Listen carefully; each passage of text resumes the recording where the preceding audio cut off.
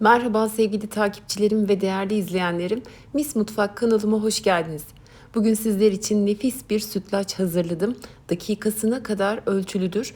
Nişasta kullanmadan sütlaç kıvamı nasıl tutturulur? Tüm detayları ve püf noktalarını sizler için anlattım. Mutlaka deneyin. Eminim çok memnun kalacaksınız. Şimdi tarifimin detaylıca yapım aşamalarına geçiyorum. Tatlım için yarım su bardağı pirinç kullandım. Pirinci suyun altında bir kez gezdirdim. Elimle ovalamadan yıkadım. Çünkü pirincin nişastasından arınmaması gerekiyor. Daha sonra üzerine 2 su bardağı su ilave edip kısık ateşte pirinçler iyice yumuşayıp açılana kadar pişiriyorum. Pirincinizin cinsine bağlı olarak suyu tamamıyla çekilebilir ya da biraz sulu kalabilir ama önemli olan pirinçlerin iyice yumuşayıp pişmiş olması gerekiyor. Bu kıvama geldikten sonra 1 litre süt ilave ediyorum. Kullandığım süt günlük ve taze bir süt. Yağ oranı da oldukça yüksek. Güzel yağlı bir süt kullanırsanız sütlacınızın üzeri de kırış kırış bir görüntüde olacaktır. Sütün kaynamasını bekledim ve bu aşamadan itibaren artık süreyi iyi takip ediyoruz. Orta ateşte sürekli karıştırarak 25 dakika boyunca pişiriyoruz. Bakın 25. dakika itibariyle sütlacın üzerindeki o köpürmeler, baloncuklar daha da büyümeye başladı. Pirinç de nişastasını bıraktığı için süt kıvam almaya başladı. Artık bu aşamadan itibaren şekeri ekliyorum. 1 su bardağından 2 parmak eksik olacak şekilde şeker kullandım. Damak zevkinize göre artırıp azaltabilirsiniz. Ve şekeri de ekledikten sonra yine sürekli karıştırarak 5 dakika daha kaynatıyorum. Toplamda 30 dakika kaynatmış oldum. 30. dakikada bir tutam tuz ekliyorum. Kullanmanız şart değil ama ben sütlaçta mutlaka bir tutam tuz eklerim. Lezzeti daha çok ön plana çıkar. Nişastasız sütlaç yaparken sürekli karıştırmaya ve başından ayrılmamaya lütfen özen gösterin. Çünkü pirinçler tencereye yapışabilir ya da aniden tatlınız taşabilir. Özellikle karıştırma aşamasında bir çırpıcı kullanın. Çünkü çırpıcıyla karıştırdığınızda pirinçler nişastasını daha iyi bırakacaktır.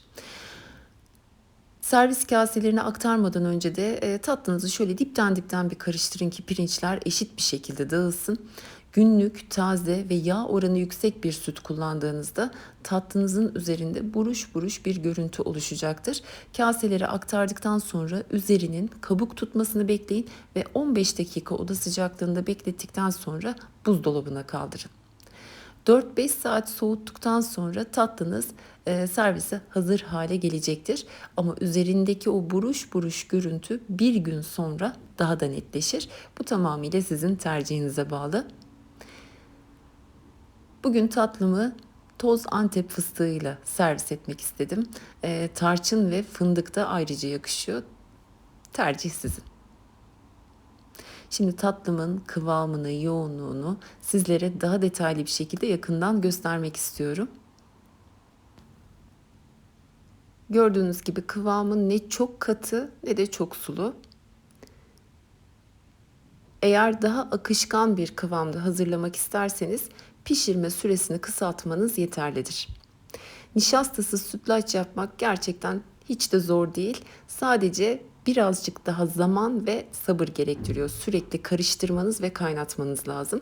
Verdiğim sürelere ve püf noktalarına dikkat ettiğinizde sütlacınız harika bir kıvamda ve lezzetli olacaktır. Hiç şüpheniz olmasın. Kullandığım tüm ölçüler bardak ve gram ölçüsüyle açıklamalar kısmında da eklidir. İstediğiniz dilde altyazıyı da aktif hale getirebilirsiniz. Umarım sizler de tarifimi dener ve beğenirsiniz. Deneyenlerin de yorumlarını özellikle bekliyorum. Kanalımda buna benzer birçok sütlü tatlı, pasta, kurabiye, kek tarifleri de mevcut. Hepsinin bağlantı linkini videoma ekledim. Onlardan da faydalanabilirsiniz. Yeni tariflerimden ve videolarımdan haberdar olabilmek için kanalıma ücretsiz abone olup bildirim zilini açık tutmanız yeterlidir. İnşallah daha güzel ve farklı tariflerle tekrar görüşebilmek ümidiyle sağlıkla kalın.